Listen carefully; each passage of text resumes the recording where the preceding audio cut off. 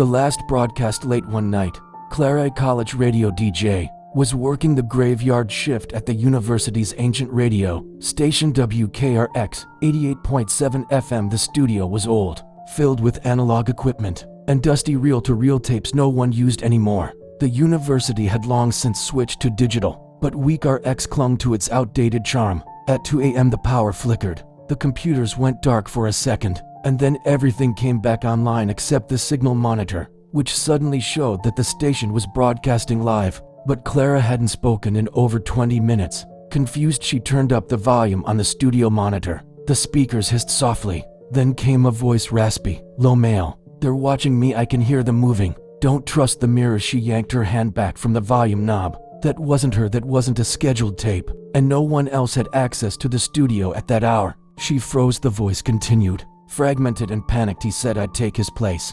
I thought he was just insane. But I see it now, the window. It's not a window, it's a door." The broadcast cut to static. Clara frantically called the station engineer. He answered gruffly, but before she could explain, he said, "Are you messing with me? That tape hasn't played in 15 years. "What tape?" she asked. He paused. It was recorded during the 2010 Halloween broadcast. Some student locked himself in and kept talking. Said something was coming through the radio waves. When we found him, he'd clawed his own eyes out. We pulled the broadcast, buried the tape in archives. You shouldn't even have access to it." The monitor began blinking red live. Clara turned toward the studio glass and saw her reflection wave at her dot.